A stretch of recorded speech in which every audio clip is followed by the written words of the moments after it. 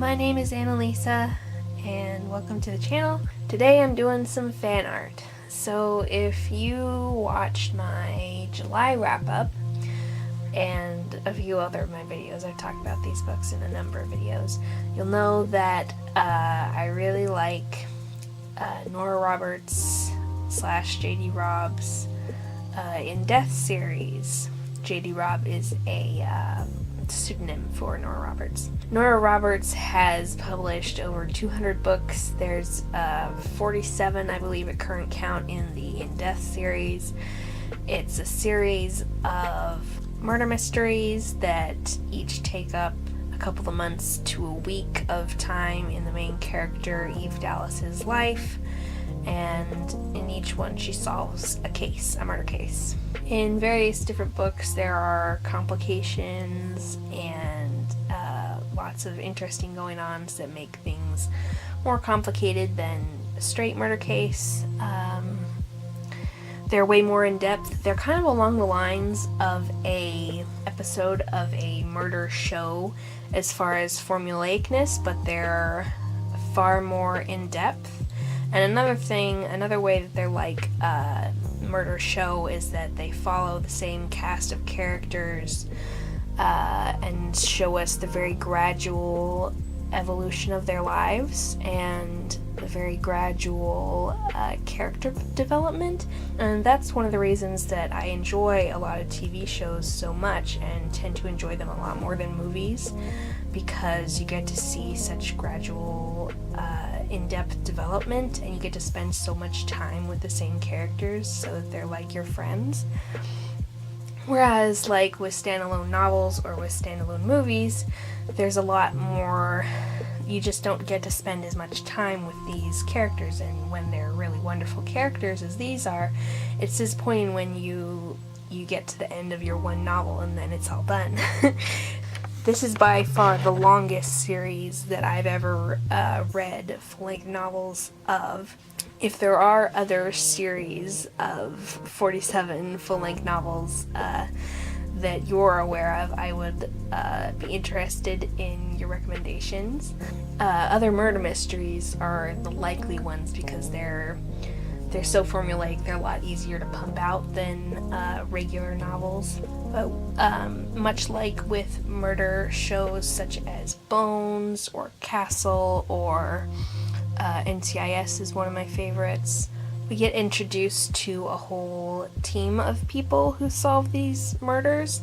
In the first In Death book, Naked in Death, where there's a very small cast of characters, so it introduces them very slowly. There's just Eve Dallas and her former partner, Captain Ryan Feeney, and then there's their commander, Whitney, and there's Eve Dallas's best friend, Mavis, and then there's the love interest, Rourke. So those are the only ones, I believe, that are part of what becomes the regular. There are a few others that are introduced in that first book that become friends / acquaintances that are important to Eve's life, but they aren't part of the full-time team that grows. So later on we get introduced to Eve's aide and future partner, Peabody.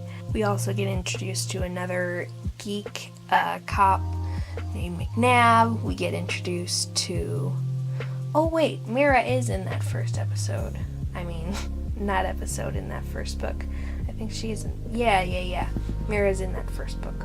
So it seems like it's a fairly good cast of characters, but as we go on, we also meet the ME, we meet Mira's husband, we meet a doctor who gets to be irregularly involved, we meet Eve's main lady she consults with in the media, we meet the police chief, we meet a few more geeks, and we also gradually meet a bunch of cops in Eve's division, because Eve is a police lieutenant, so she's got a division that works under her.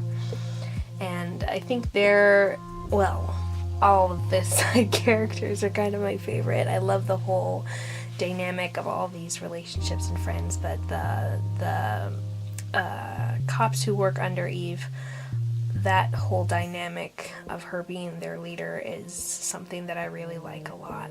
I really like the way Nora Roberts writes that dynamic. She does a very good job of portraying Eve as a professional, and I really appreciate that.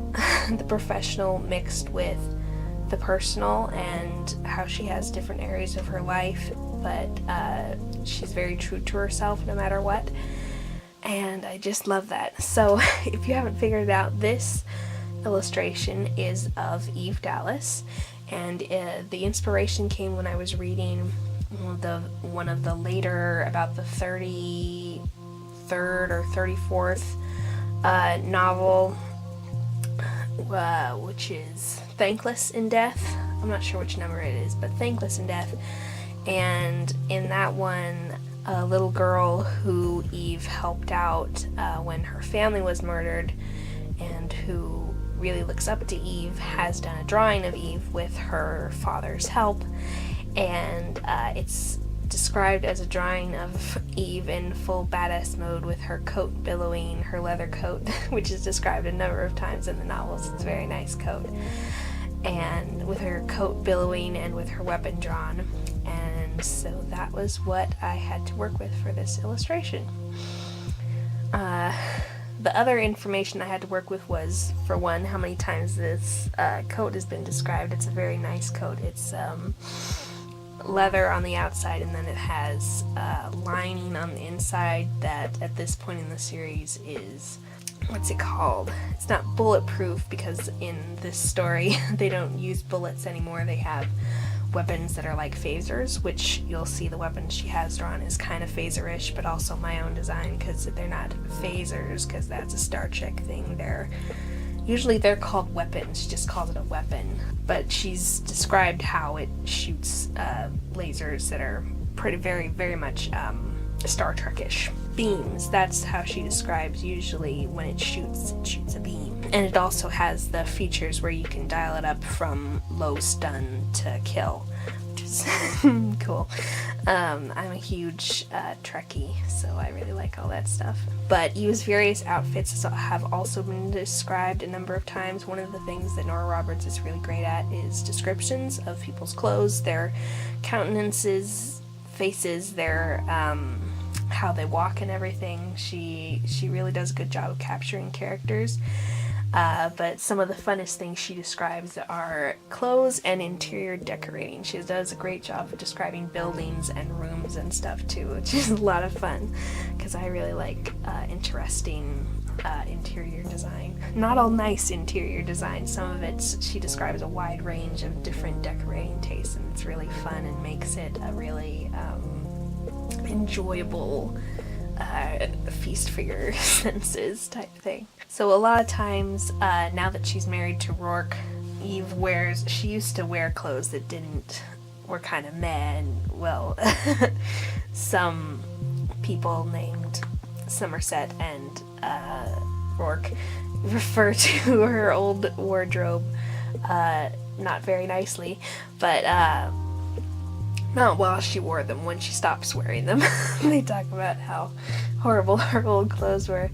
But now she wears rather stylish clothes that are fitted, and pretty much all of them are made for her, because Rourke's a bajillionaire, of course. And so he has her clothes made for her, and she also wears a fair amount of her outfits tend to be very coordinated. Like, it always talks about, like, a lot of books talk about her, like, if she's wearing dark mauve pants or slacks, she'll have like a brown jacket that has like a mauve stripe on it, and brown leather boots, and so on and so forth. So I decided to have her pants match her jacket with gray, and also her buttons on her jacket match her belt buckle. And I wanted to go with mainly a theme that would kind of go well with her coat and her weapon. So with those I had gray and black to work with. And then to go with that, but also have a bit of color, I decided that blue was a very nice color. I think blue and gray go really nice. I would have a bit of color with the blue shirt and then have the rest be gray with black boots and the black exterior coat with a gray interior, which I think turned out really well, which I was a little nervous about drying her clothes because she's always described as being so put together looking, so I wasn't sure I'd be able to pull that off, but I think it worked pretty well. Her hair is another thing that I worked a lot on because it's described in a fair amount of detail too as being short and choppy, and also with brown, with goldish, yellowish highlights. Deerish is how it's described, and so I kind of tried to capture that. And her eyes are also described as being whiskey colored, and that thing on her chin is supposed to be what are those called? Cleft chins. She has a dent in the middle of her chin, which personally I never thought looked that great. All the actors that I have them are kind of like me, but I think it looks pretty good on her. Also, what I've drawn, that kind of boxy looking thing on her side opposite the buttons on her jacket, is a rendition of her holster, because she has a side holster as opposed to what's the other kind, as opposed to having it on her hip. And she also likes a cross draw, which is probably the only way you have it on your side, so it's on her left side. And then in her pocket is her badge, because she doesn't usually carry it flashing out everywhere. She usually has it put away and then gets it out to show to people when she needs it. And for her expression, since this was inspired by the sketch that was called In Total Badass Mode, I figured her mouth should be a straight line with just very gentle, vague, very slight impression-y sort of lips. So I went with just a gray pen, a gray fine liner, to do her mouth and just do the line, and then very subtle curves on top, and just instead of outlining the whole lower lip, I just did a little line to kind of indicate where the bottom of the middle of it would be. As you can see, I had quite a lot of trouble with her nose with getting my fine liners, since I went over it again after I had painted. The paper refused to dry, so the fine liners kept bleeding, so then I had to go back over it with more paint, but eventually it ended up alright. And one thing I really like is on her eyes, I did the white highlighting thing that kind of makes them shiny, and I really like how that turned out, so I'm happy I tried that. I was a little nervous to do it. I designed the stance for the badassery and to kind of match how I imagined the sketch would look, but then while I was doing it, I was thinking about where the focal points would be, so that I would be sure to make those areas look particularly good. And because I wanted the focal points to be her face, and I think that worked out pretty well, because most of the lines of her coat and her legs and her shirt are all pointing towards her face. There's more detail on her face, which also makes it more of a focal point, and it's near the middle, so that helps.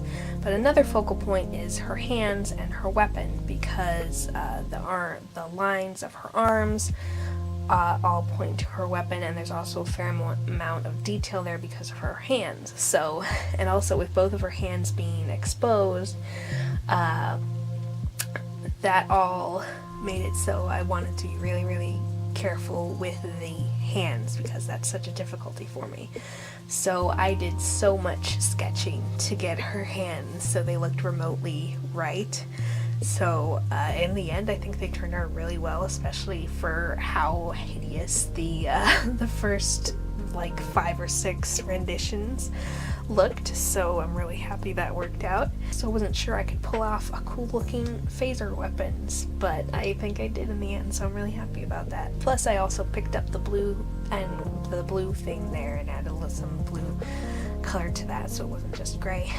So that is my Eve Dallas watercolor painting. I hope you've enjoyed this video. It's coming out late because I've been super tired and busy lately, and I was on vacation the week I wanted this to come out, so we'll see when it actually does come out.